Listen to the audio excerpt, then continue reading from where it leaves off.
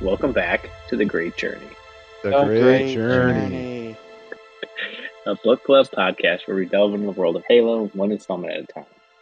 We will be covering the books, graphic novels, films, and of course the games, and talking about them in a very informal and fun way.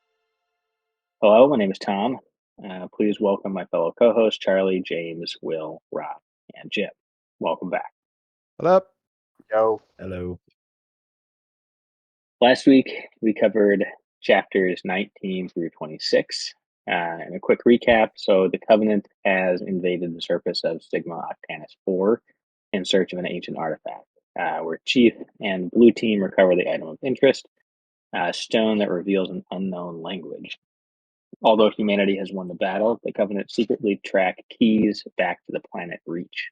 Meanwhile, Halsey, with the help of her newly created advanced AI, Cortana, dissect the information contained within the captured relic and plan to return, and a plan comes to fruition. The Spartans will commandeer a Covenant ship, make their way to the Covenant homeworld, and take one of their prophets as hostage to broker a deal for humanity. Cortana will be paired with one of these soldiers, and she selects John 117. All right. And then we do have a couple questions or corrections from last week. So the first one was, when is the first time we run into the Huragox? I think I said that right. Yep. And the first time that we see them, they're floating engineers in the games, and they're in Halo ODST, but they were originally designed to be in Halo Combat Evolved, but they were cut due to time constraints. They also appear in Halo Reach as well as Halo Wars 1 and 2. So, interesting. I didn't know that about the Combat Evolve thing. They had the design ready. They just couldn't get it, I guess, completely finalized for the game. So, Yeah, I wonder what potential level they would be in too. Like, it's not almost the most appropriate setting for them to kind of show up. But yeah, that would have been super cool. from what I read, it basically said that they were just there to like make the Covenant seem more diverse or more developed than just fighting Yeah, people, it's more fighting intelligent. creatures. Yeah. I don't know what the word I'm trying to say is, but it's just a little bit more well-rounded of a, combatant. So, Yep. sorry to cut you off, Tom. All good. Next question we had was, how did ONI come to know about the prophets? Well, in a quote from the book, Halsey addresses, when she's addressing the Spartans, she said, ONI hypothesizes at least 2 additional castes: a warrior capable of commanding ground forces and possibly piloting their ships, and a leadership caste. We have deciphered a handful of Covenant transmissions to refer to prophets. We believe the prophets are in fact a leadership caste, and they are viewed by the Covenant rank and file with almost religious reverence. So it appears that it is transmissions that they have found that refer to the other 2 castes, or the other 2 types of species in the caste system. Yeah, I think to give some light on that, I think we discussed that here shortly, if I'm not mistaken as well. All right. Other question we had was, do other Spartans receive advanced AI? But at this point in the story, Master Chief is the only one to receive an AI. As we'll see later, he had to go through some further augmentations to interact with her. That said, there may be some other Spartans to receive AI companions down into the future, but that's for another time. All right. Any other comments, questions, add-ons to our questions and corrections section? 9. Okay. So today we're going to continue with The Fall of Reach by Eric Nylund, covering chapters 27 through its conclusion. All right, so we can, there's a lot that's going to be in this episode because we're also going to cover the adjunct sections after the main story is completed. So we usually have only done 2 at a time, but we might do a couple 3 chapters at a time if that works for everybody. Cool. Yeah. Sounds good. All right. So with that, we'll probably start with the 3 for 27, 28, and 29. So I'll read the synopses here real quick, and then we can get into it. So chapter 27, Master Chief is brought to an obstacle course and introduced to his brand new set of Mjolnir armor. Halsey explains that they were reverse engineered Covenant shield technologies that will give the armor a regenerative shield. Additionally, the armor comes weaved with processors that will power an integrated AI. Chief is then introduced to the super AI Cortana, who will interface with Chief's mind in the suit. On cue, Halsey demands the pair test it in a combat situation, this time amped up to 11. With the help of the new armor and Cortana's quick calculations, Chief dispatches the ODST soldiers sent to destroy him, sneak his way through the minefield, and even take on a Skyhawk and his tracking missiles. Chief proves the suit enhances his combat abilities, that he can work alongside Cortana, and is confident that he can use it further to destroy the Covenant. Chapter 28. Cortana surveys the systems on board the UNSC ship, the Pillar of Autumn. She's satisfied in the ship's integrity and is captain. It becomes apparent that she still carries some distrust of ONI, particularly of Colonel Ackerson, who engineered the excessive combat exercise against her in chief. She digs up some dirt on him, finds he has several funding requests for special warfare projects turned aside in favor of the Spartan program, and she exacts a little revenge on him. Additionally, Cortana digs deeper on the chief and is surprised to learn that Halsey was behind the Spartans' kidnapping and augmentations, and vows that she will not let harm come to Chief again.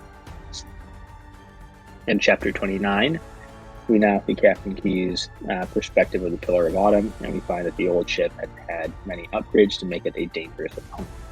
It has improved engines that can travel 3 times faster, a large arsenal of nuclear warheads, and a gun that can fire 3 rounds on a single charge. Key's crew is excited that the controls to be at the controls of the improved ship, but they aren't the only ones on board. The available remaining Spartans, 25 in all, are stowed away in the storage bay and preparing themselves for the upcoming mission. But just as they're about to embark, news comes from the surface at Reach that the planet is suddenly under Covenant attack. All right. Indeed. Yeah, we finally get introduced to probably everyone's second favorite character in the games, Cortana. Not Colonel Ackerson. Oh, not Colonel Ackerson. Just kidding. Yeah, super interesting, right? We talked about her previously, but finally John actually gets her embedded with him. John gets a girlfriend. Yeah, or the closest thing to it. What's interesting is like in chapter 28, while they're doing the demo, she as in Cortana was kind of surprised at John not flat out murdering everyone, and his kind of resistance to it, knowing that he has to kind of prove himself and win, yet he kind of knows he can do it without just flat out killing everyone. I thought that little part was kind of humorous because John's logic, Eric says, like, the UNSC needs every human to fight, right? Yep. But dude, he's like breaking these guys' legs, completely destroying these guys. And I'm like, dude, I don't think these guys are ever gonna be able to like, fight after what John's done to them, That's fair. But don't they have like regeneration chambers now, right? Isn't that what Oh, I some think of they the do. younger Yeah. Spartans went through? So maybe it's not as bad as we're perceiving it. Give them a week and they're back up on their feet. I don't know. I thought it was interesting in that chapter 27 when so essentially Chief has a little surgery, like an incision into the back of his head, and he talks about how like whenever Cortana talks, it kind of like floods his mind in like um like a cool feeling in the back of his mind, like she enters his thoughts. So that's, I guess, different than I was picturing in the game, where she just kind of like morphs up in front of him or something. In the book, it sounds like she's actually like melded in his thoughts. Yeah, she's like plugged into his brain. Yeah. Yeah, I feel like chapter 27 is like super important. It's the first time that they're working together, they're building trust together, they're getting to learn each other. Um, they do the whole combat course to see, if all this was worth it, and it kind of highlights how well they can work together. Like there's that locust minefield that they run into, and Cortana's like, find me the placement of one of these mines, and I can kind of calculate where the rest are, just like how they're like through standard procedure, like how far out they're supposed to be spaced out. She's like, I can just calculate and kind of guesstimate where the other mines are and stuff like that. It kind of shows you like how important it is that they can work together and they rely on each other. So And that they have minesweeper in the future.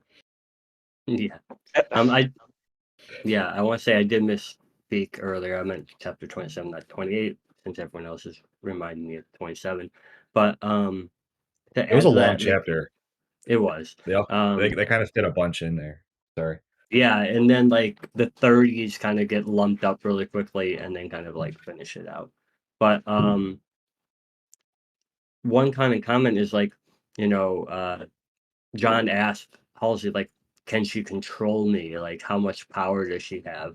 And obviously there was a little bit of a lie in there from her about, oh, she's only interfacing between you and the suit. She doesn't have full control over you or your thoughts. We believe that. In regards to the book, not knowing any other lore, no, because remember, prior to Cortana actually being integrated with John, Halsey asked Cortana, would you be able to choose the mission over John, right? Would you do everything you can, regardless of John, to complete the mission? So from that point, it kind of gives you some indicator of like more power. I mean, it did kind of say, when they're deflecting that missile, that reaction time, he asked Cortana to like calculate like when he needed to move to deflect the missile, and she told it when it was now, and says right afterwards they moved together. So it almost seems like she is kind of got some control on him to at least help, at least with that timing. Especially with how fast that missile's probably going, probably needs a little AI help. Another good point. I also think it's interesting, like how, those tests were kind of like designed to actually like kill John, that Colonel Ackerson or whoever who was supposed to be running the course. They insinuate that he was basically trying to kill John and make sure that Halsey's plan fails. Yeah, that's crazy to me that we knew that some people in ONI distrusted Halsey and the Spartan program. But are they seriously willing to like destroy the Spartans essentially just to get what they wanted? You know, I don't understand how they can destroy probably the UNSC or ONI's greatest military asset at this point just because they're butthurt about not getting funding for something, you know? Dude, no wonder we're losing the war because like all this political jockeying and bullshit happening behind the scenes. Yeah, it reminds me of the quote that Keyes said to to John as he was like walking into the interrogation room. He said that some people care more about, or it was winning isn't everything, or something like that. I can't remember the actual quote, but yeah, it seemed like some people would rather be right and have their way than actually like win. And I think this was just evidence of that. Right. I mean, we keep seeing, or I guess Eric is kind of building this sort of background trouble or mistrust of Spartans and everything that we'll see if it goes somewhere. But last few chapters, they kind of been building on that. So Is it in these chapters that Cortana finds out about like John's upbringing, or is that No, later on? That it's later on. okay. but she does find out that Halsey was behind the whole Spartan program and kidnapping and stuff. So I think she's getting a better idea of who her creator is deep down. Or who she is, because she is Halsey. Ooh. That's yeah, I was gonna comment on that when we get to those chapters, of just like the almost emotional human like aspects of Cortana and her thinking, right? Like it's more than just this AI system that's super And intelligent. Like yeah, she knows what'll hurt people, like yeah, at like a human level, right? Because in the next chapter, like, yes, Colonel Ackerson like tried to kill you, but then she like fucked up that dude's whole life. Like basically made it look like he was buying a whole bunch of hookers and then got him reassigned to like the front lines. Like yeah, Yeah. he tried to kill you, but like holy shit, that's also brutal. Yeah, that definitely shows a light on Cortana's, I guess, protect need to protect, I suppose. Well, that's what she Chief. brings up when she finds out that John was kidnapped. She was like, unless it's compromises the mission, she's never gonna let anything. Well, she's gonna try to never let anything hurt John. That's what she says. yeah, literally. Super interesting. Anything else anyone got for these couple chapters before we move on, I guess? I mean, they're basically just getting ready for that mission, the crazy mission. They go through the Pillar of Autumn. It's all specced Yep. out. It's got the latest gears and tech. No, I was just gonna say, yeah, obviously they chose Pillar of Autumn because of the integrity of how the hull is and the skeleton of it is made. Even though it's not the biggest or fastest or whatever ship at the time, and then yeah, they deck it out and do all that.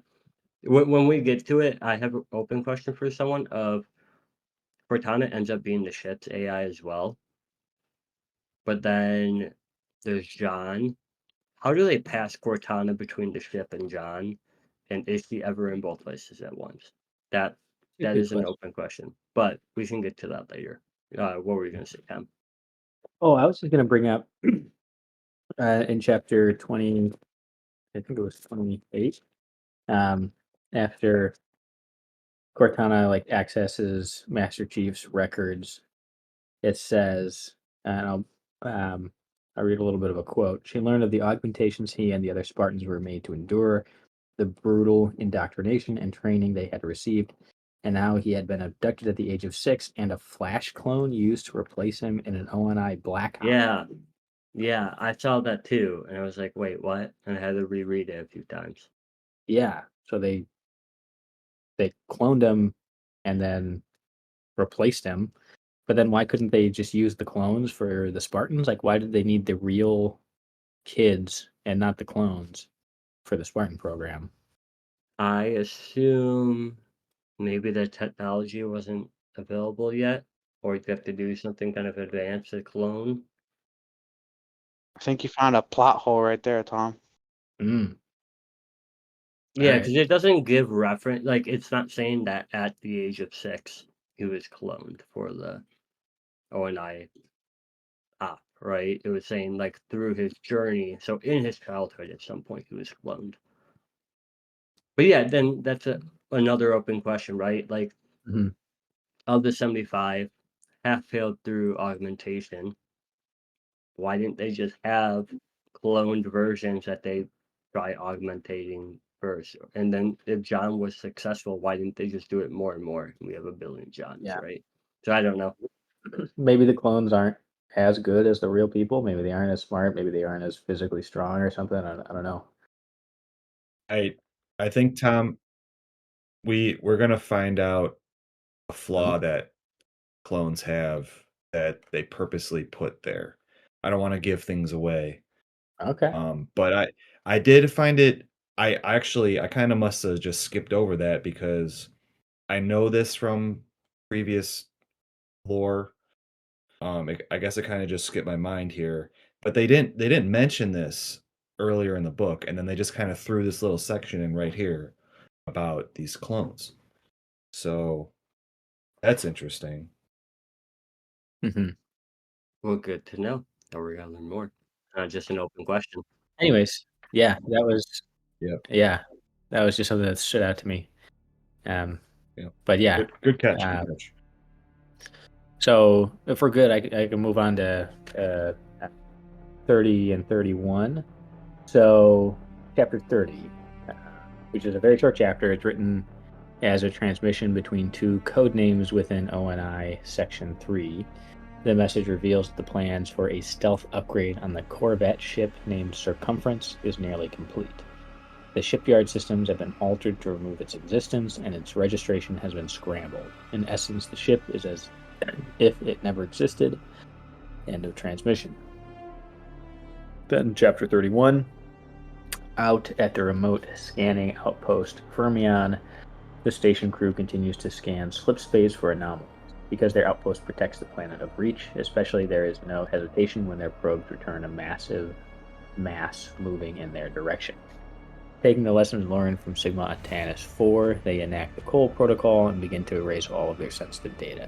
Emerging from Slipstream, they see 300 plus Covenant ships en route to Reach. According to the protocol, they arm their warheads for self-detonation.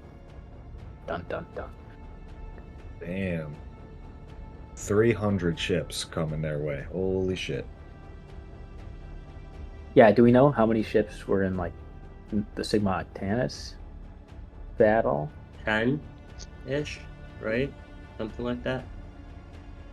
Well, it was Wow. 2 parts, right? The first one was 4, and then I think they came back with 10-ish. Something around those lines. I'm not sure how many human ships, though, UNSC we had. I forget how many were in that fleet. I'm gonna see if I can find anything, but you guys can keep talking. Thought when they got the reinforcements, it was like 20 or like 25-ish, somewhere around there. Does that sound right? Oh, okay. I don't. This is just off the top of my head, so this could be way off. To be honest, we'll let Charlie fact check. Yeah, this might be a correction for next episode. I see that it said the UNSC had such major losses that only 10 ships remained intact after the battle. So I'm assuming. Wait, which battle are we talking about? Sigma Octantis, right? Okay.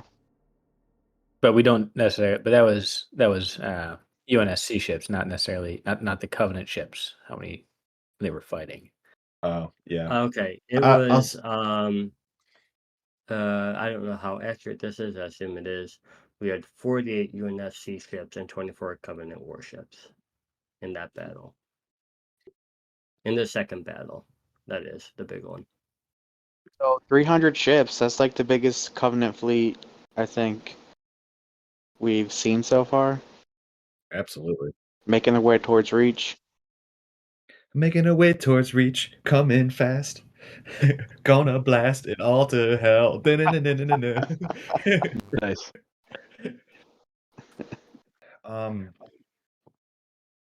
I know that we're gonna come across this. So chapter 30, it's this one-off little like email thread thing of this ship that's basically become uh, an anomaly. It's like its existence was wiped out, and we're gonna see this later. But I'm wondering why this happened. You guys have any ideas about that? Don't and I, they do whatever they want. It's got to be ONI, right?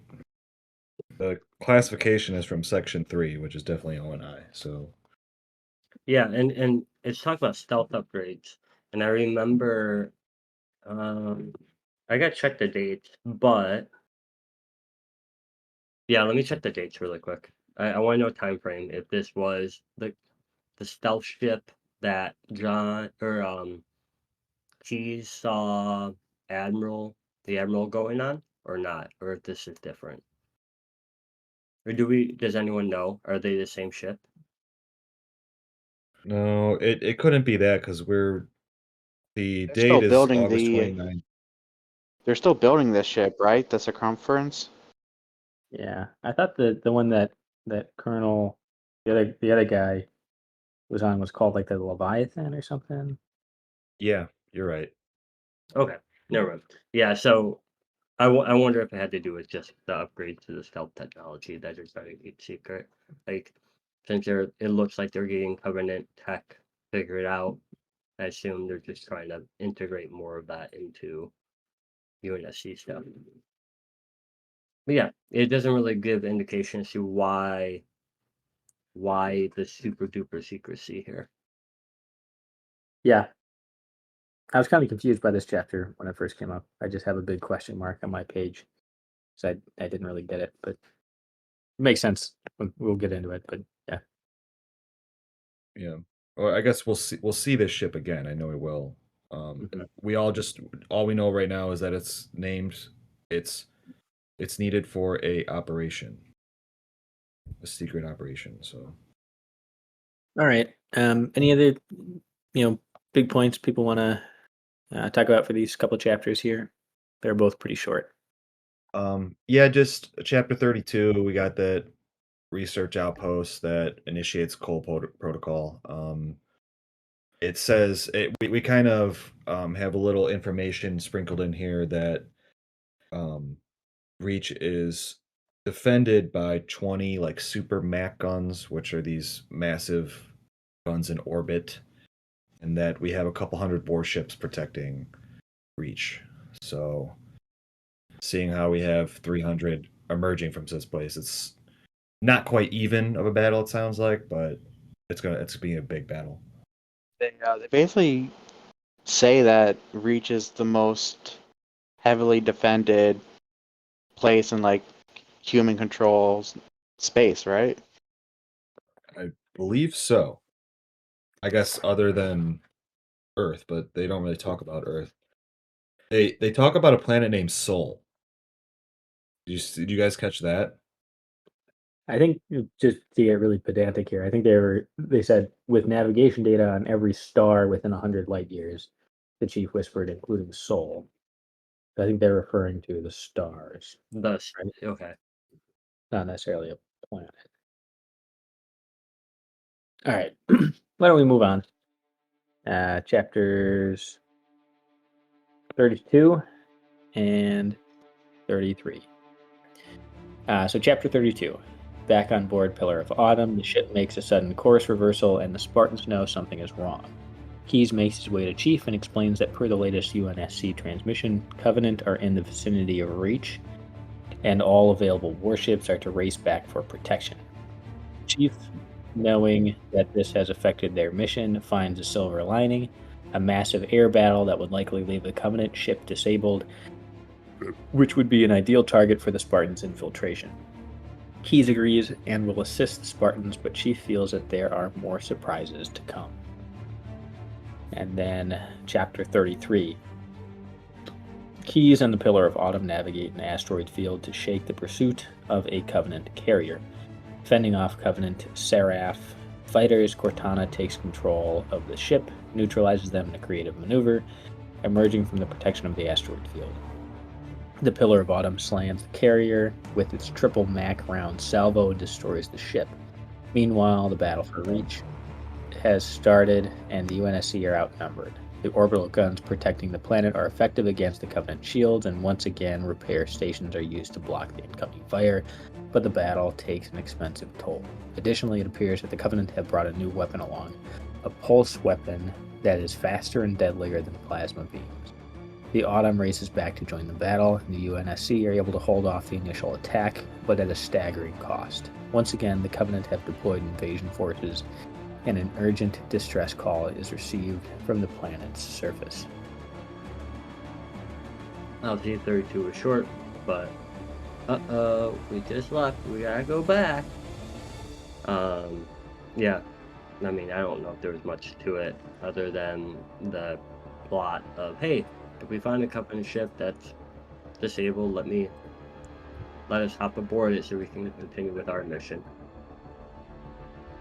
Yeah, and then 33, a little bit of action. I find it a little interesting that when they got a slip space, the Pillar of Autumn that is, that they somehow came across this carrier and got into a little, like, cat and mouse chase. Like, I would picture slip space kind of dropping them a little bit closer to Reach instead of kind of, just part of the system. I mean, it did say that the Covenant technology was a lot better with slip space. Like, they could be way more accurate than what the UNS true. could do. So, yeah, I was a little surprised too, which, I mean, seems crazy that only, like, Keyes just moment before noticed that all these ships coming was just a diversion, just for their main goal too. So, I mean, just seemed like there's a bunch of red flags all over the place that people were just missing. I really like the space battle in Chapter 33. The little asteroid dogfight thing. Um, Not really a dogfight. I stand corrected, but is it that part or which part are you talking about? I think it's the big one with the super Mac cannon platforms like firing into the Covenant fleet, and then they mentioned like 3 nuclear mines like blowing up in the middle of the fleet. I thought that battle was pretty sweet. It is awesome. Those orbiting Mac guns are a really cool idea. Yeah, they sound like they're really, really they do a lot of damage, but they said that their flaw is that they're immobile and they have to be powered from the surface of the planet. So and of course, like, adding to our 100 or so UNSC ships, we have our lovely sacrificial repair stations that apparently is part of our strategy now. Of just throwing big blobs of metal in front of plasma dots. Yeah, it's just kind of what we do now. I hope this time they like took most of the crew off those ships or put some AI in charge of it. Yeah, right. Stop just throwing bodies at this problem. the book always talked about like a 3-to-1 ratio where, we had 3 losses to 1 of their losses and stuff like that. In the Battle of Harvest, we outnumbered them 3-to-1, but still took heavy losses. Here in this battle, it's basically the Covenant have 3 to our 1, so it's a massive, massive underdog situation here for humanity. They also bring up that Reach is also like a major shipbuilding planet, and that I think, I don't know who brings it up, but that if Reach falls, like, humanity really only has a few more weeks left instead of a few months. Yeah, it's a pretty big strategic loss. Yeah, it seems like if we lose Reach, everything is kind of lost. It sounds like they're also putting a lot of eggs in this basket to protect it as well. Where it sounds like if Reach goes down, that's kind of our last hand to play. That's what it makes it seem like. And I don't think they were expecting it because in one of the earlier chapters they mentioned that the Covenant like basically bypassed some other inner colonies to get to Reach. Yeah, they just kind of skipped. They knew how important it was. And it seems like they knew how to take out the orbital Mac guns too. So they didn't just glass the planet. They sent in a whole.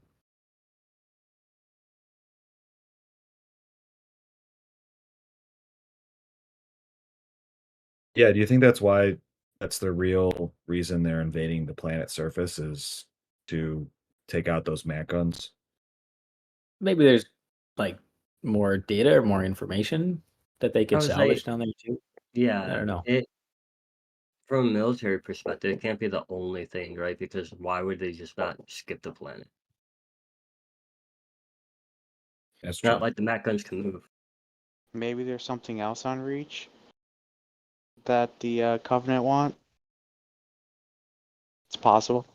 It's possible. Like James said, I got to assume. I guess we got to assume that they would otherwise just bypass the planet if there wasn't some strategic reason for them to invade. So They never directly say it, but I mean we can be pretty sure that they know about Reach because of that little probe that that attached itself to the Iroquois. Towards the middle of the book when that happened. Yeah, and I'm sure they just assumed that it was heading back to whatever their main base is, and if you take out the main base in a surprise attack, then you're looking pretty good. All right. Do we move on? Yeah. All right. Chapters 34 and 35. A transmission received reveals that there was a compromised asset that missed the purge of data when the Cole Protocol was ordered, the mysterious and secret Corvette ship Circumference. It appears that the Covenant have learned of its existence and are in search of it. Chief and Key's mission changes once again. Find the Circumference and wipe it clean of any data. Chief, along with Spartans Linda and James, will make for the ship. The others will land on the planet, protect the orbital Mac guns, and take the fight to the invading Covenant. Flying off in a Pelican, Chief nearly makes it to the space dock when a Covenant ship suddenly emerges from slip space directly in their path. Chapter 35. Chief's Pelican maneuvers around the Covenant ship and slams into the space station. As the Spartans regroup, the Covenant starts landing forces upon the station, and we finally run into elites on the battlefield. Despite Spartan James being dispatched, Chief and Linda detonate explosives and blow an entrance into the station. They locate the Circumference, but it is surrounded by scores of jackals. As Linda clears the way, Chief comes face to face with an elite, and a titanic battle ensues. It becomes clear that these creatures can match the strength and tenacity of a Spartan soldier. Managing to win the duel, Chief gets a transmission from Keys. Purge the necessary data quickly, or you will have to resort to destroying the station. Chief is running out of time. Cool. Finally run into an elite. 27 years into this war. Yeah. Yeah, I can't believe it's been so long. We talked about it last time too. It had been years and years until they ran into hunters. Doesn't How could it even have been so honestly it doesn't even make sense, to be honest, because you're fighting these massive space battles and elites command the grunts and the jackals. So the humans have been having these space battles with them. They've been fighting them on the ground on these planets, and they haven't run into a single elite or who's the commander of all these ships. Wouldn't they find at least one of their bodies floating in space after a battle? So it's it kind of doesn't make sense to me that this is the first time that they're running into elites, in my mind. Yeah. Or maybe it's just not advertised that they've run into elites. Maybe O&I, maybe other people have run into them, and it's not known to the people in our story. or the people that have run into elites don't make it out. I don't know. But yeah, I'm kind of with you, Will. It seems improbable that this is the first time. They kind of mentioned that it was, they recognized that Chief Matt recognized them as like a elite. I swear I'm trying to see if I can find it, but it seems like they may have just at least know of their existence, you know. They did. I think didn't we talk about a section where they say that they speculated there's two other pieces to the caste system. Yeah, like a warrior caste and like a religious, like prophet kind of caste. Yeah, but they don't. There's also a cast of like obviously scientists, right? But they don't mention within the cast like different levels of how high that goes, right? The warrior cast, correct me if I'm wrong, also includes the grunts and jackals and these hunters, so they Yeah. know there's a system. They know there's hierarchy within the warrior cast itself, but they don't necessarily know that above hunters is like the elites. So yeah, I mean, Chief, he gets sent on this mission to destroy the nav and like the data of Earth and stuff on this ship. The other Spartans they get sent down to Reach to protect like the Mac cannon, like reactors or whatever that gives those cannons their energy. I told you guys that we would touch again on that ship, the secret ship. Why is it just sitting there ready for the taking? And apparently, Covenant know about this. They're launching an attack to capture this ship. Seems, I don't know. I guess I kind of got the it's a conspiracy vibes here. Why is it just sitting there available? Bizarre. It is strange. On that space station where they're, you know, where the circumference is, they run into 4 Marines fighting, and one of them's Johnson, right? Yeah. E. Johnson? Yeah, I think. No, you got What? definitely right, Will. And another person on that team is Jenkins. And if you played Halo Combat Evolved, Oh, you don't know Jenkins. when you play Halo Combat Evolved, when you first run into the flood, you get like a video clip from another Marine's helmet, and like the chief's looking at the video clip, right? And it's from the helmet of Jenkins. So I'm just thinking, I'm like, this has to be the same Jenkins from Combat Evolved.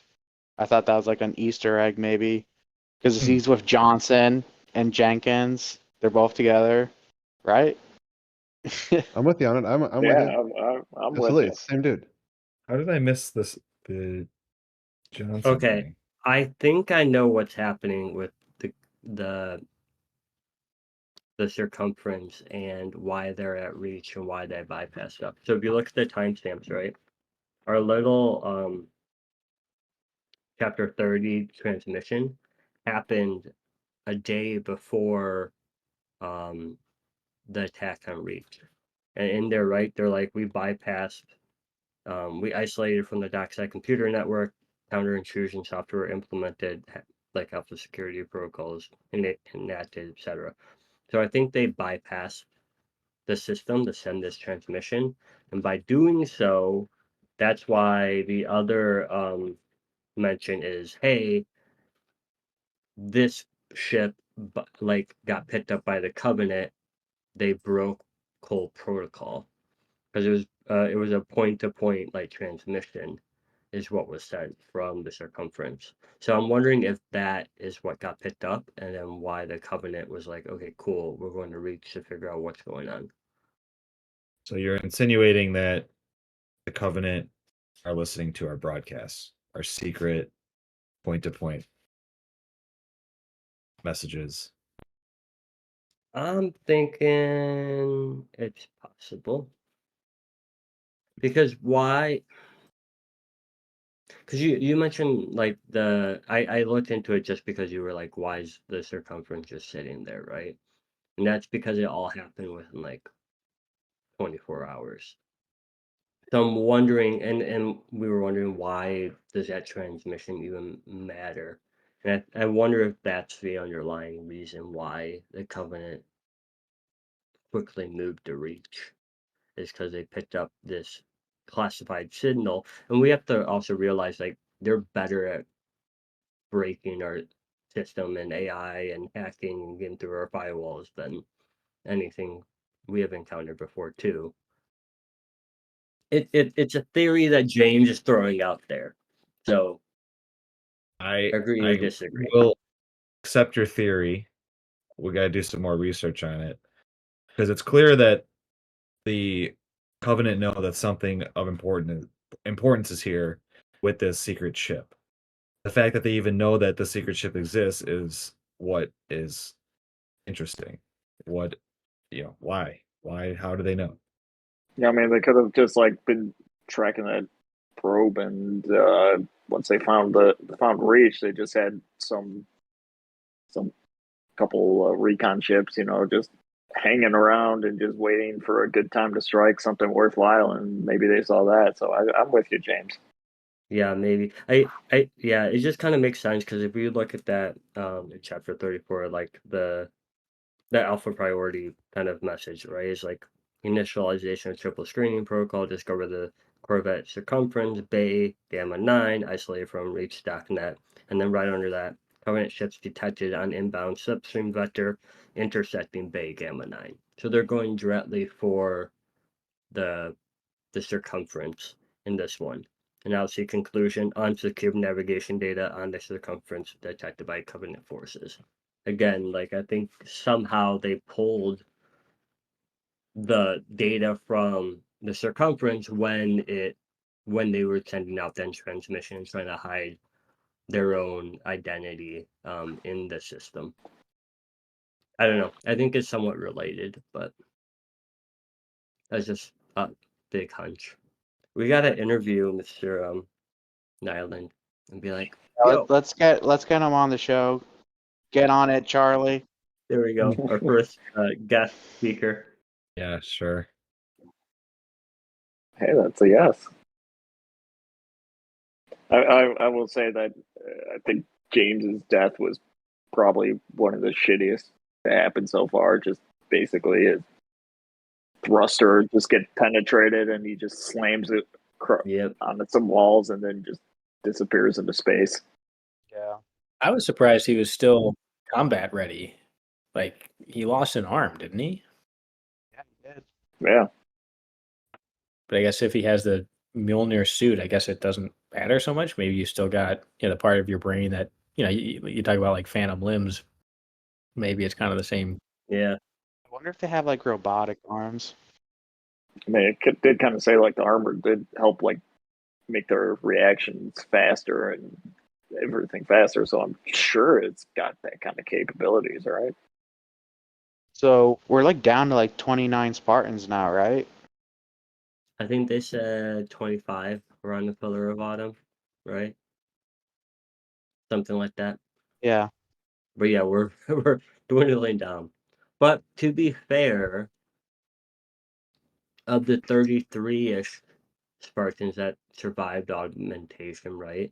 We're basically like that basically calls out that almost no Spartans had died through the last handful of battles and years.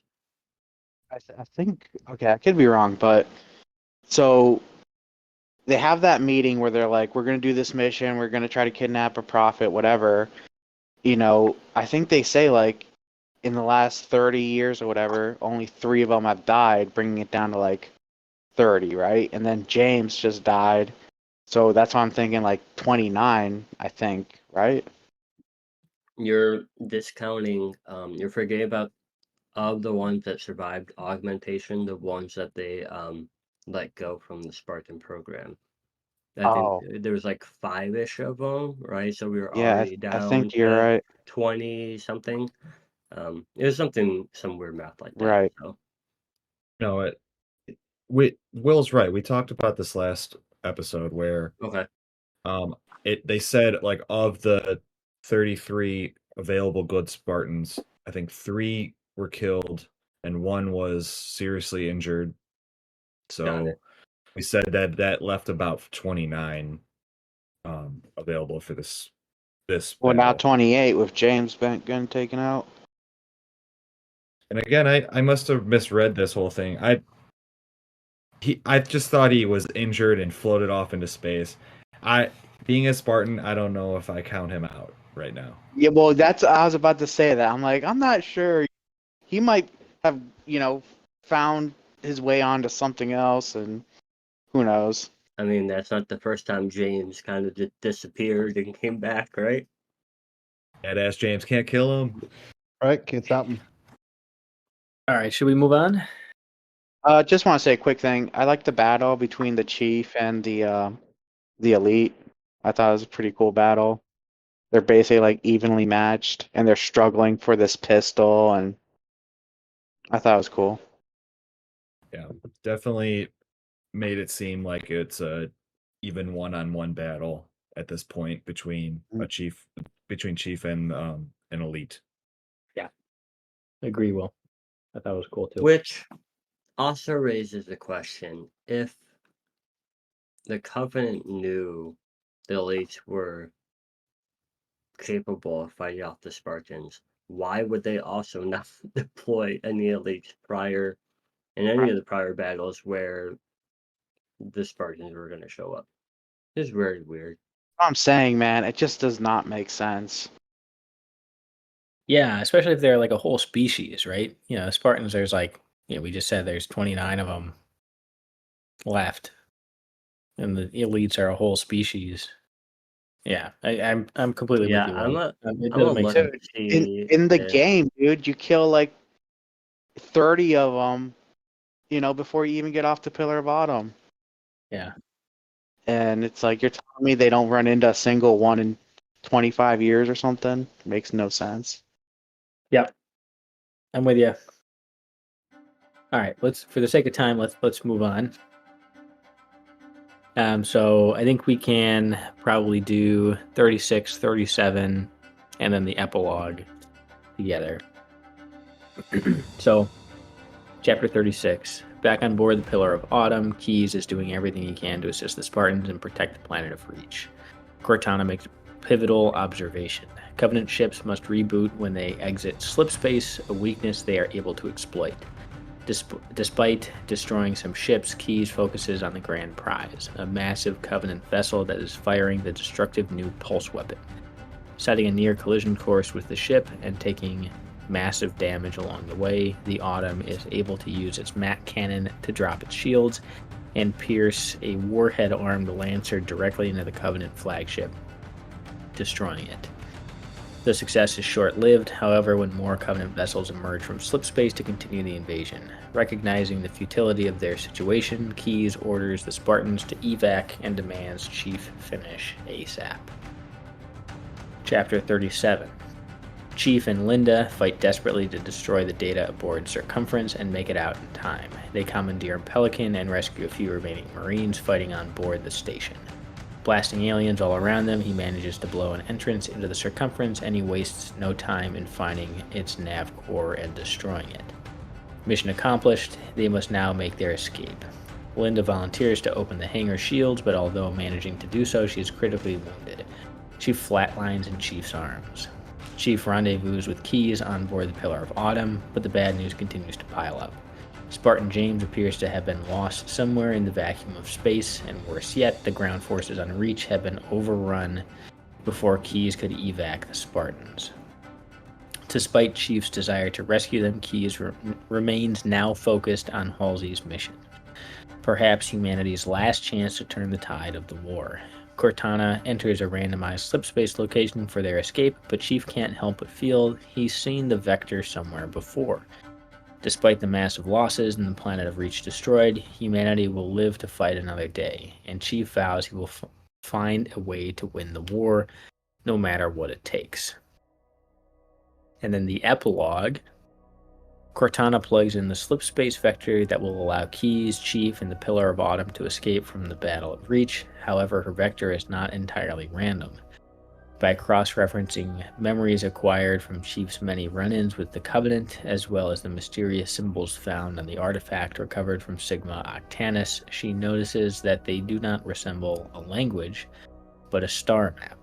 By using this information, and despite Covenant ships hitching a ride, she follows the location of these stars for her slipspace vector. This brings the ship into the shadow of a massive planet and into first contact with the mysterious ring structure orbiting it. The structure, despite being undeniably artificial, seems to have an atmosphere like Earth, as well as recognizable topography, mountains, jungles, and oceans. Cortana and Keyes don't know what it could be, but they are determined to find out. Oh, Here it goes. Really quick before we hop into this, looked it up. The elite race is probably between 8 to 18 billion of them, depending on how big their colonies were. Though in 2552,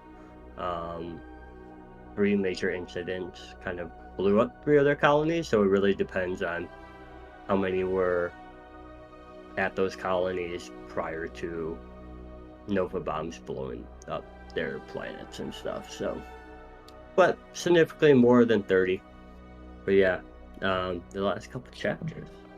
Yeah, I couldn't put the book down at this last part of the finishing it out here. It was just, I wanted to get it all done. It was coming together really interesting. Yep. Really captivating. For sure. Like, I was a little bummed. I mean, we have more comments around Halo, or I would say this ring-like structure. We didn't name it yet, right? A little bummed that like there wasn't more details about it, but it kind of makes sense in terms of where the book ends and kind of like obviously where the game picks up and kind of the overall other books. But yeah, I kind of like the fact they're like, Keyes and Cortana were like, screw it, let's just go and see what this thing is. Because the Covenant, because they care. Yeah, you gotta appreciate that they know that they're being pursued, being followed through slipspace by the Covenant, so... And their ship is pretty fucked up, the Pillar of Autumn. After fighting that one, that super carrier with that new weapon. Yeah, where he constantly just wants to drive his ship into other ships. That's kind of his thing. Just ram them off the road. Yeah. I mean, what if it ain't broke, don't fix it, man. Just, Especially with the ship that's basically indestructible, right? Nothing's indestructible. They say, what was the stat? Like, it could lose, like, the majority, like 90% of its armor and still survive. There's something weird like that. Yeah, they keep on mentioning its honeycomb structure makes it super durable. Linda, she dies. So another Spartan gets taken out. What are we down to, like 27 now? Yeah, we should have an active Spartan clock. I was literally thinking that. I can hear. Let me throw one out. We can have it'll be on our video. So the number of active Spartans. Yeah. So some foreshadowing.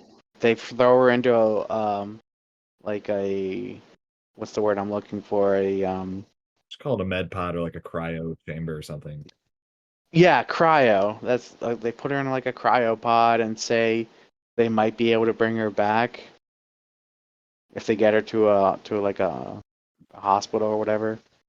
Like I said, I'm not going to count out these Spartans until there's official Halsey sanctioned death toll here.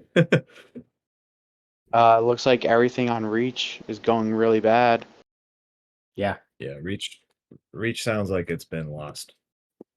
So who here like listened to the audiobook?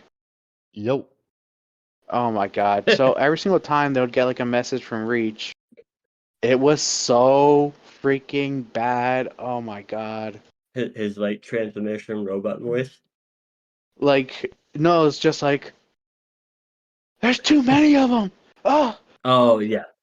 They're taking over. We need to fall back. I'm like, oh, it's just so bad. That wasn't as bad as him saying Mjolnir every time. With Joel here. That made me pretty got me feeling triggered when he did that stuff. But yeah, basically Reach has fallen. I mean, It's gone to crap. yeah, usually happens when coming inside the glass planet. Well, not only that, the Spartans were all majority of the Spartans were down on the surface of the planet, so we Yeah. don't know what happens to them either. We might find out in some of the future books what happens there.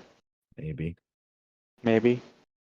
Yeah, I guess Eric kind of writes it like we're to think that Chief is the last remaining healthy Spartan. If you want to count Linda out or not, but Oh yeah, Linda's on the Pillar of Autumn when Halo goes down the first game. Interesting. remember Yeah. I remember you bringing that up in like the very first episode. We talked about that, and now we know why. Yep. Yeah. John's reaction to her getting injured was very, I don't know, more emotion than typical John, right? I think of all of the Spartans, like Linda was Yeah. probably the one he had, I don't want to say the most bond with, right? But like, I think there was a little bit more than just like a friendship feeling there, potentially. The clique is like John, Linda, Kelly, and Fred. Like that's Yeah. the Quattro Amigos. James sprinkled in there here and there, but he gone too. Yeah, it's really them four. Yeah. So I mean, that's his family. Like this is literally his family, the people he grew up with, and Literally, now yeah. he's alone. Yeah, him and his Robo GF. That's it. Cortana will take care of them. It's good stuff. It is. It's a really exciting setup for the big game. Yeah. It essentially leads us exactly right into that first mission. So, well done to the book to set it up for the game. I'm excited to get onto that. I thought it was interesting how Cortana kind of used Chief's memories and data from ONI and everything, and like purposely jumped to this location. So she must have seen something in the transmissions, what was Forerunner symbols or whatever, that got us here. Yeah. I think that's what, yeah, they mentioned that, right? Like, oh, these symbols represent star constellations and stuff, and so she must have pinpointed, like, Well, no, ONI thought it was a language, but she was the one that yes, recognized it as a map. So, yeah, So, but that's only because John That's coordinates. reignited that thought, right? Because John mentioned, oh, I think I've seen those symbols before. Let me try to find it. yeah, I found it. It's page 404. He cocked his head as the symbols and numbers scrolled across the nav console. The representations of slipspace vectors and velocity curves twisted across the screen, tantalizingly familiar. He'd seen them somewhere before, but could not make the connection. Something on your mind, Master Chief? Cortana asked. These symbols, I thought I've seen them somewhere before, but it's nothing. So that's an interesting point where it was technically Chief thinking he saw something that brought Cortana to looking into it, right? Yeah. That's the teamwork, man. Cool.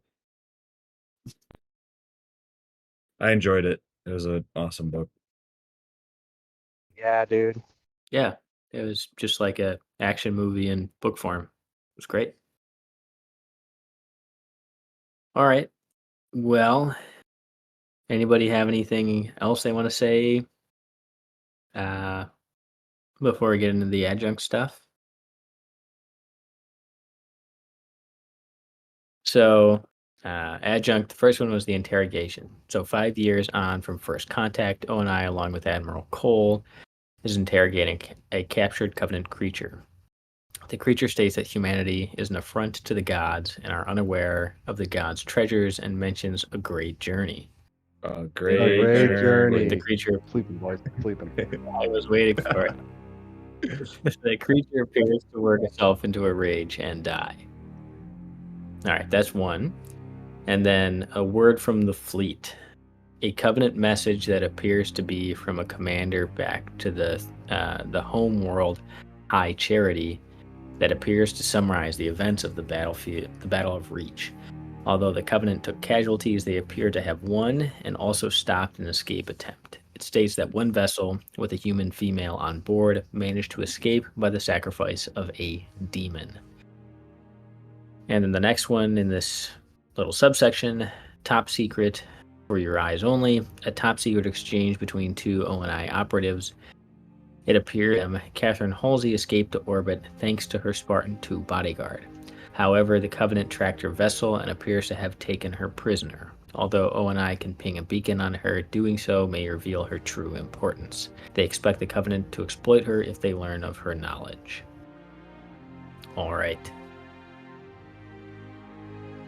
Yeah, so those two are kind of back to back, it seems, where you have the words from a Covenant, Covenant commander to somebody else, and they says they captured a woman, and then the other one is ONI saying that Halsey escaped but was captured, and they don't want to reveal how important she is to the Covenant. So I thought that was kind of interesting. And also it shows that Halsey did escape Reach and is still alive. So With the sacrifice of a Spartan 2, yeah, so we're down to 26. Update that counter. Yeah, let me do it. So one thing that did confuse me here is on the Halsey part. What is the colony of Miradem? Yeah, it does say Meridium, and that's different than Reach, where we thought that she was, but it says that there must have been fighting on Meridium, and that she escaped from there. It is an inner colony.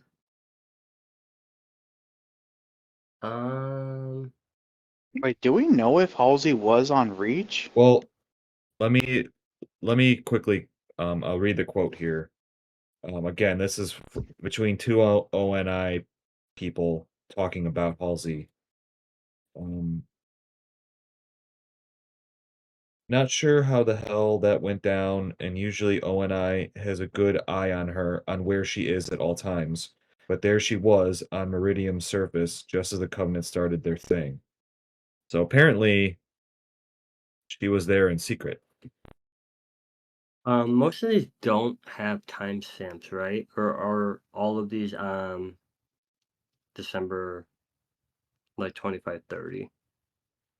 I'm trying to, or are they just kind of excerpts from different passages?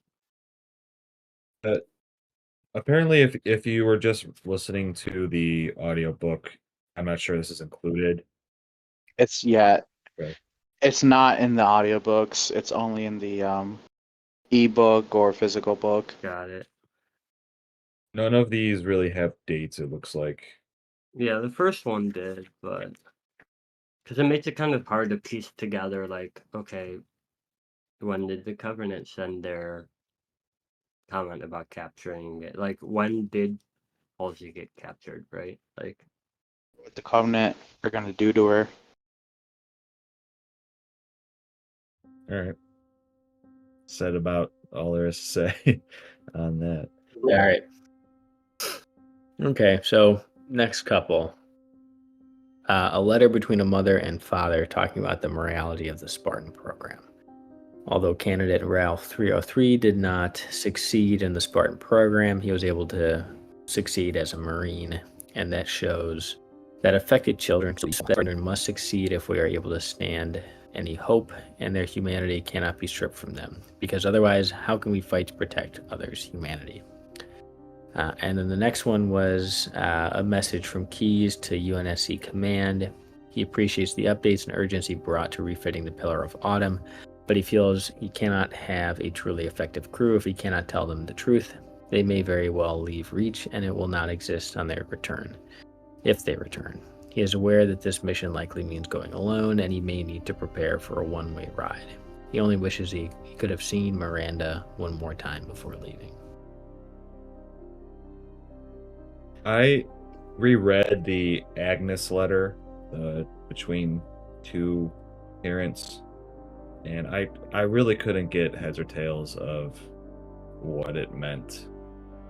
I know that they seem to have had a child that went through the program and didn't survive. I thought. That or was Go ahead. Finish your thought. they said candidate Ralph 303, and only 75 Spartans were taken, right? The kids were taken, and it was of 150. So I think they might be talking about a new Spartan program. Well, John, the first Spartan 2 was 117, right? So, do they say how many they tried in Spartan 1? They had 150 potential kids, and they took 75. Yeah, for the Spartan 2 program, right? Right. But they might be incrementing up from Spartan 1, right? Where John 117 is the first Spartan 2 that was chosen. Right. I guess 75 on top of that doesn't come to 303. So that is interesting as well. Also, did the parents know their kids were going to the Spartan thing? I thought they just kidnapped them and don't. No, they just kidnapped them and threw in a crappy clone. So like, how the heck do these people know anything, and why is this? That goes to my point. Where I think they're actually talking about a different, maybe the next generation of Spartans that Chief Mendez was supposed to be teaching. I guess that's my take. That's my take on this chapter. Yeah, I'm reading it right now, and I'm kind of confused about it too, Charlie. I guess. Okay, so this letter comes after declassification of some of the Spartan 2 program. So I assume up until this point, they thought their child was kidnapped and gone. That could be a way of thinking of it. They're not talking to their child, right? They're talking to Agnes, right? So they're like, hey, you might have some context as to what the heck happened. Please give us some info. Maybe the first round of Spartans, they did let the parents know, and then they realized it's a problem that the families know. So are we sure these are the parents of Ralph? They talk about another girl named Daisy, and that was what I took as their daughter. I think it's a letter between two parents that are trying to console themselves with their daughter going to Spartan program and not surviving. Whereas Ralph did survive, but I think he was one of the ones that were maimed, but he went on to have an okay life as a Marine, is what they said. So, but then the last paragraph, he says, the letter writer Mike says, but these new ones, they have to make it, and when you're not teaching them, not monitoring them, you have to be a mother to them. You were good at that. You always were. So it sounds like Agnes is involved in the training of this new crop of Spartans. Agnes and the person Mike are both scientists, because he quotes them as, if we are tasked with saving humanity, then we must, as scientists, understand what saving quote unquote humanity actually means. And this actually is way later, because it says better take the path of least resistance offered by the quote unquote flood anomaly, or even annihilation by the covenant. So this is after they know about the flood too. oh really? Yeah, you're right. So yeah, there's a part here where there are elements of the Spartan program we still can't discuss openly stuff Halsey didn't know about. It's like, what didn't Halsey know about if she was running the whole program? Yeah, there's a lot in this little 2 This has pages yeah. that This has to be about the Spartan 3 program, right? 'Cause now they're talking about like the new ones, right? They have to make it. So they're talking about like a new batch, like maybe they're in charge of Spartan 3 and didn't really understand what all went into Spartan 2. And when they got light on what the heck happened, especially early on for their children, like they were a little bit mortified by it. quick point on the other one that you read, Tom. There's a letter from Keyes. I think the takeaway from that is, he's preparing to go die on this mission. This was before the attack on Reach, obviously. But he also mentions his daughter Miranda, which is the first mention of her name in the book. He's I think she's in one of the later games. I think so too. Wrap it up, Tom. Got a few more. Okay. All right. Last couple. Second to last one is an instant message chain between two mechanics on the planet of Reach. Before the battle, they notice a buildup of troops and increased workload, but start to be concerned when they notice Spartans in the area. Instead of feeling protective, they notice they may now be on the front lines. And then the last one, an official ONI decree, once a winter contingency situation is in effect, astronavigation personnel are carefully tracked by a subdural emitter until they reach a secure location. It appears that the Covenant are specifically interested in navigators, as they can triangulate a pinpoint in space, including, of course, Earth. Yeah, the conversation between two mechanics, I don't think really has a lot of weight to the whole story. I think it's just an interesting look on the surface of Reach before the battle. However, this winter contingency thing is pretty interesting, where it appears that the Covenant are getting smart and they're targeting ship captains and navigators because they're the ones most likely to know about how to navigate back to Earth. So I thought that was interesting. Winter Contingency is the name of one of the best tracks for the Halo Reach video game. Reach awesome. It has an awesome soundtrack. Yeah. According to Halopedia, Winter Contingency is an official UNSC emergency plan that deals with situations where the Covenant have become aware of or are presently at a human colony world. Cole Protocol, I guess, is enacted before and to prevent them from understanding where planets are at. But once they know where planets are at, that's when this winter contingency is enacted. No. Okay. Yeah. So I'm also looking at Halopedia, right, to get some context around the Adjunct. You think that the conversation between Sergeant Snicker and Sergeant Pote, maybe,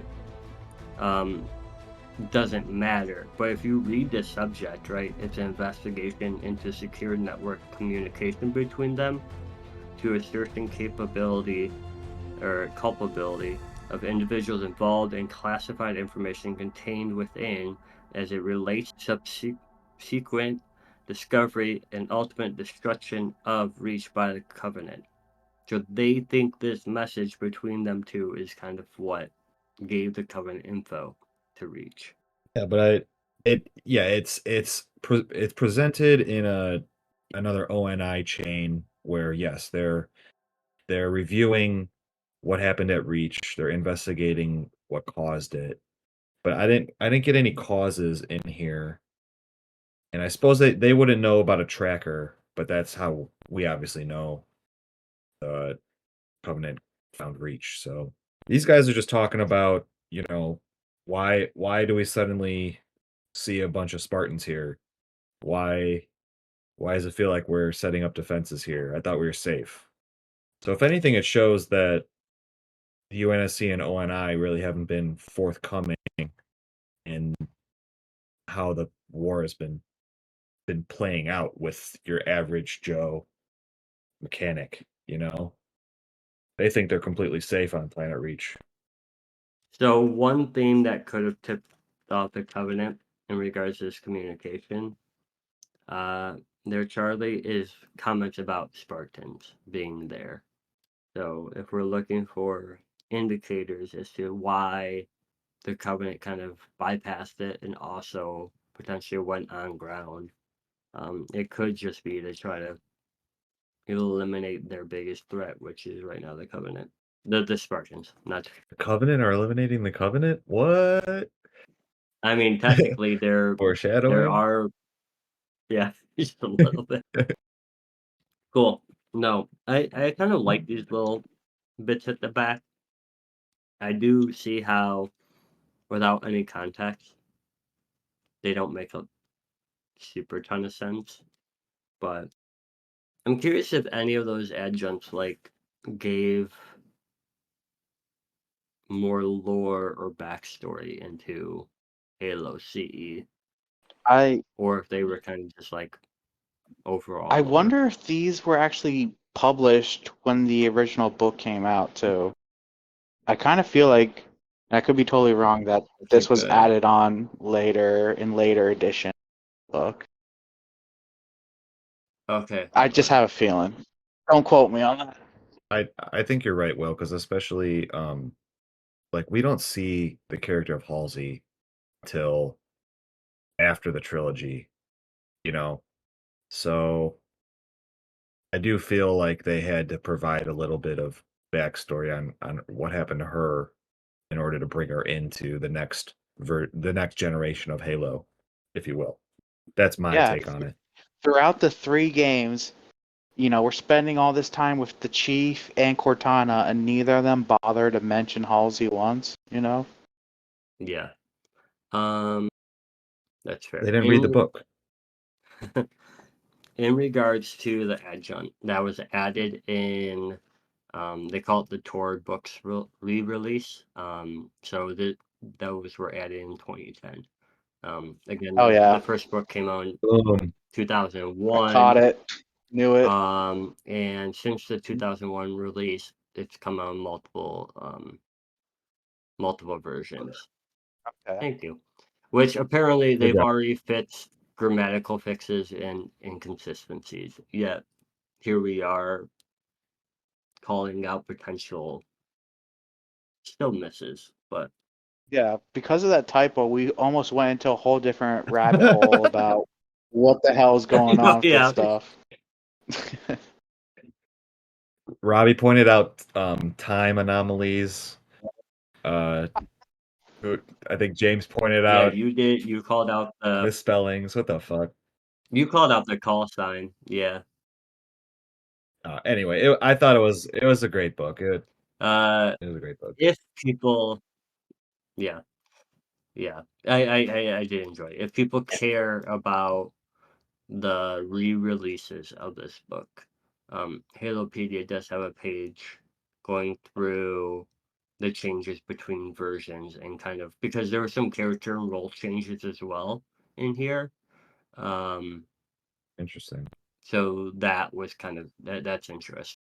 So before we move on, any we can probably any like final thoughts on the book as a whole? I think it's awesome. Gives you so much context into the Halo universe. Yeah, 100%. Coming like I have been wanting to hop into more sci-fi books lately.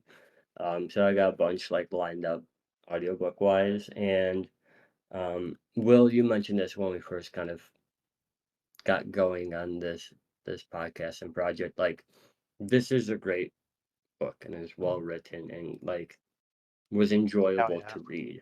So that kind of sparked up a little bit more of passion in me to kind of get going on the other books I'm supposed to read. As I said multiple times already, I really enjoyed it. It did read like young adult fiction, It wasn't, the themes and everything here wasn't too complicated.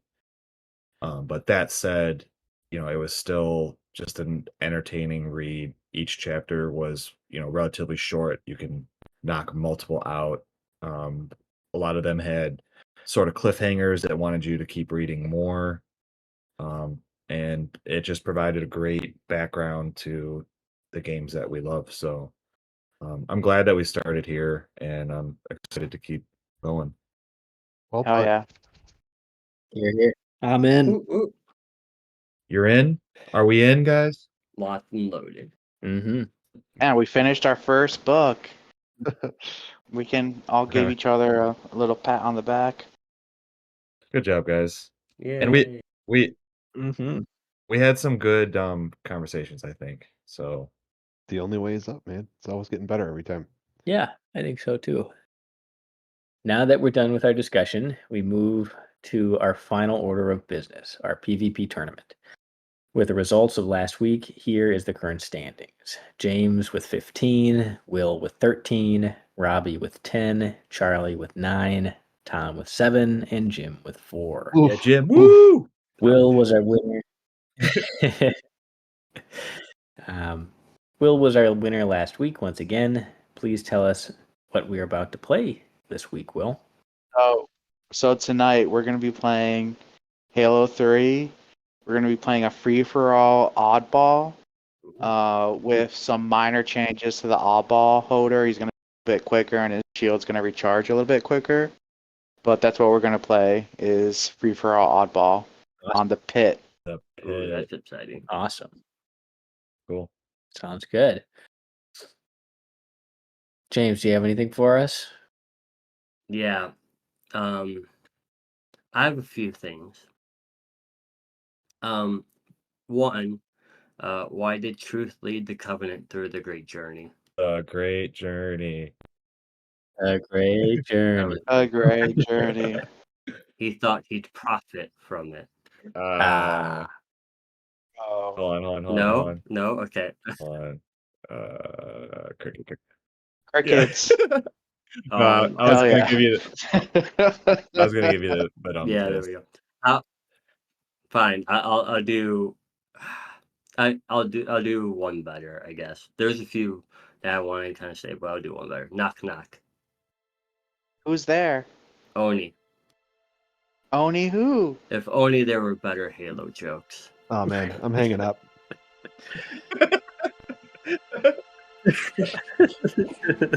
Oh, that's good. That's All good, right. James. Thank you. All right. So, for next time, we will be watching the Fall of Reach animated series. Thanks for joining us again today, and we will see you next time on The Great Journey. The Great Journey.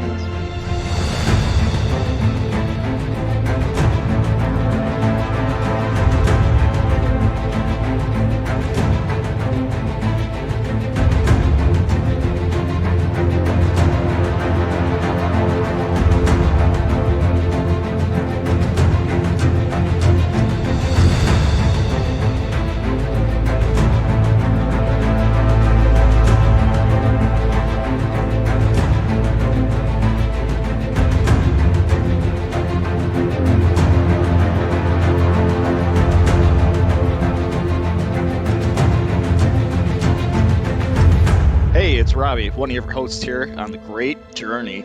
We hope you enjoyed the show. If you want to connect with us, you can find us on most podcast platforms, as well as Facebook, Instagram, and YouTube at The Great Journey Pod. If you'd like to support the show, you could do so at patreon.com/The Great Journey Pod. Thank you for your listenership, and we'll hope to see you for the next chapter of The Great Journey. Woo! All right. Dude, the people that live in the apartment next door gotta think I'm like in some cult or something. You're screaming it that loud.